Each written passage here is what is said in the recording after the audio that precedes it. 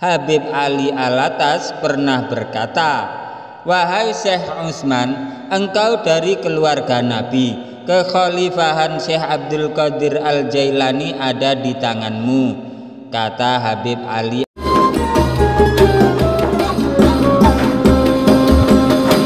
Assalamualaikum warahmatullahi wabarakatuh. Alhamdulillah wassalatu wassalamu ala Rasulillah. Amma ba'du. Inda zikri salihin tanzilur rahmah. Ketika orang-orang soleh dikenang, maka akan menurunkan rahmat Allah subhanahu wa ta'ala. Semoga bersamaan dengan turunnya rahmat Allah ini, hajat-hajat kita, doa-doa kita dikabulkan oleh Allah subhanahu wa ta'ala. Rezeki kita dilimpah ruahkan dan kita semua selamat sukses dunia akhirat, amin ya rabbal alamin. Jamaah channel cerita pesantren yang dirahmati Allah, Al-Arif Billah Al-Maghfurlah Kiai Haji Muhammad Utsman Al-Ishaqi dilahirkan di Surabaya pada bulan Jumadil Akhir tahun 1334 Hijriah, setelah 16 bulan berada dalam rahim ibundanya. Diceritakan sejak kecil Kiai Utsman sudah memiliki banyak keistimewaan. Di antaranya, beliau selalu tidak ada di rumah setelah maghrib dan baru pulang setelah jam 11 malam dengan badan yang penuh lumpur. Ternyata setelah diselidiki, beliau berada di sungai didekap oleh seekor buaya putih.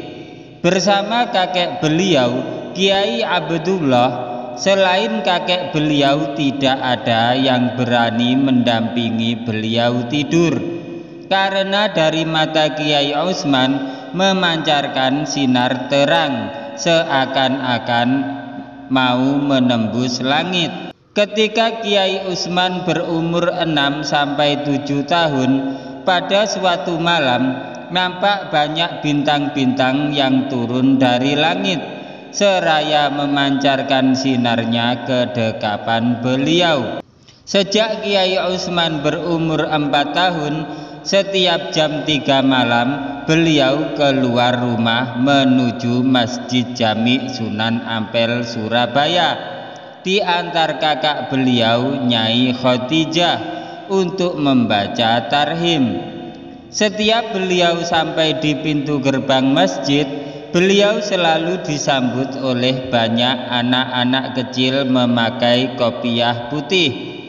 Dan setelah beliau sampai di masjid, anak-anak kecil tersebut hilang entah kemana dan baru muncul kembali sewaktu beliau pulang dari masjid sekitar jam 7 pagi untuk mengantarkan beliau ke pintu gerbang. Dan setelah itu anak-anak kembali menghilang. Ketika berumur 13 tahun, Kiai Utsman mulai mengalami kasyaf dengan mampu melihat Ka'bah di Mekah secara jelas dari tempatnya berdiri. Bahkan kemudian Kiai Utsman mampu melihat perwujudan manusia menurut amalannya. Ada yang berwujud anjing, ada yang berwujud babi, berwujud kera, dan lain sebagainya. Kiai Utsman menghabiskan masa kecilnya untuk mengaji kepada banyak ulama di sekitar lingkungan tempat tinggalnya. Pesantren pertama yang disinggahinya adalah pesantren yang diasuh oleh Kiai Khozin Siwalan Panji. Tidak lama kemudian Kiai Utsman pindah ke pesantren yang diasuh oleh Kiai Munir Jambu Madura. Selanjutnya beliau mondok di pesantren Tebu Ireng, asuhan Hadratus Syekh Kiai Haji Hasyim Asy'ari. Dan akhirnya Kiai Utsman memantapkan hatinya untuk memperdalam ilmunya kepada Kiai Haji Romli Tamim Rejoso Paterongan. Ketika Kiai Utsman menjadi santri di pesantren Rejoso, beliau sering dikunjungi oleh Nabi Khidir alaihi salam, sehingga beliau melaporkan hal ini kepada Kiai Romli, dan dijawab oleh Kiai Romli, "Mengapa tidak kau minta datang kemari, Utsman?" Kata Kiai Romli, Kiai Utsman pernah bermimpi berjumpa Kiai Haji Hasyim Asy'ari, dan Kiai Hasyim berpamitan kepada beliau dengan mengatakan, "Saya duluan ya Utsman," kata Kiai Hasyim dalam mimpi. Dan keesokan harinya Kiai Utsman mendapat kabar kalau Kiai Hasyim meninggal dunia. Jamaah channel Cerita Pesantren yang dirahmati Allah, pada suatu hari Kiai Utsman dipanggil menghadap Kiai Romli pada jam 2 malam untuk dibaiat menjadi mursyid Thariqah Qadiriyah Naksabandiyah. Pada saat itu Kiai Utsman berkata, "Tidak kuat Kiai," tetapi Kiai Romli tetap melaksanakan niat itu atas perintah Allah. Kemudian beliau mengusapkan tangannya di atas kepala Kiai Utsman. Seketika itu pula Kiai Utsman jatuh pingsan dan langsung jazab atau majdub. Selama 1 minggu Kiai Utsman mengalami jazab, tidak makan, tidak minum, tidak tidur, tidak buang air besar dan air kecil, serta tidak sholat. Wajah Kiai Utsman menjadi indah sekali bagaikan bulan purnama. Tidak seorang pun berani menatap wajah indah Kiai Utsman yang penuh karisma itu. Setelah 1 minggu mengalami jazab, Kiai Utsman berkata kepada Kiai Hasyim Bawean, "Nanti malam akan banyak sekali tamu-tamu yang datang.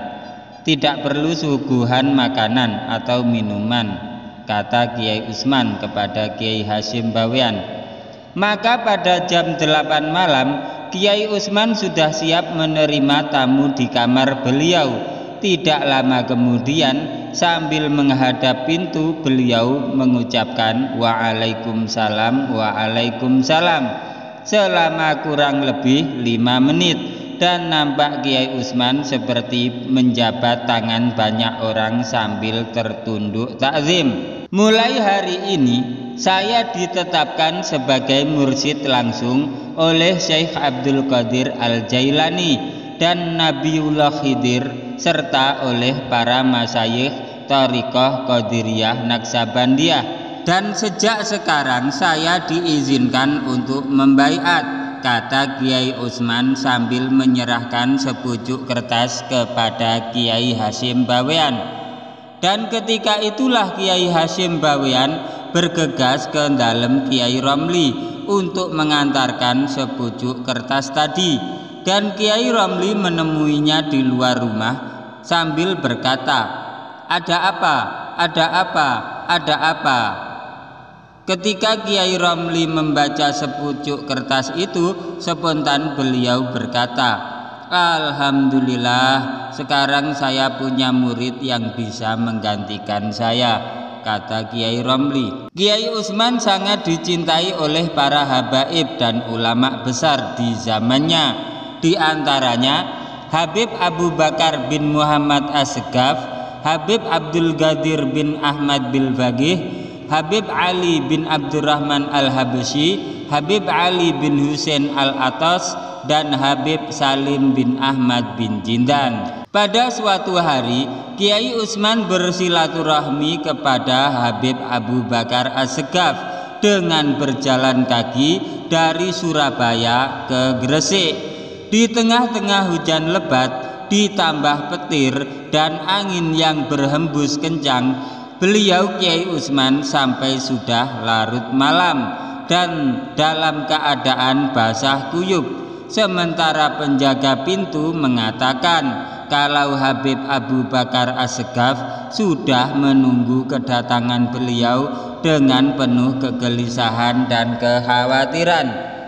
Sebelumnya Kiai Utsman sudah mempunyai hubungan khusus dengan Habib Ali bin Abdurrahman Al-Habsyi Kuitang, Jakarta. Dikisahkan Kiai Utsman mendapatkan futuh melalui Habib Ali Al-Habsyi. Pada suatu ketika menjelang wafat Habib Ali Al-Habsyi berkata kepada Kiai Utsman, "Kunci kutub saya serahkan kepadamu, wahai Syekh Utsman." Kiai Utsman juga dekat dengan Habib Ali bin Husain Al-Atas Bungur. Habib Ali Al-Atas pernah berkata, "Wahai Syekh Utsman, engkau dari keluarga Nabi. Kekhalifahan Syekh Abdul Qadir Al-Jailani ada di tanganmu," kata Habib Ali Al-Atas. Dan pada kesempatan lain Habib Ali Al-Atas mengatakan, "Sungguh Syekh Utsman di alam mahsyar nanti sangat dekat dengan Nabi Muhammad Shallallahu Alaihi Wasallam."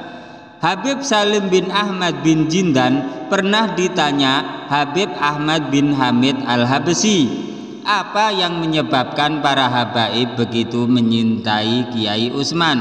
Habib Salim pun menjawab, "Kiai Utsman termasuk keluarga Rasulullah Shallallahu Alaihi Wasallam.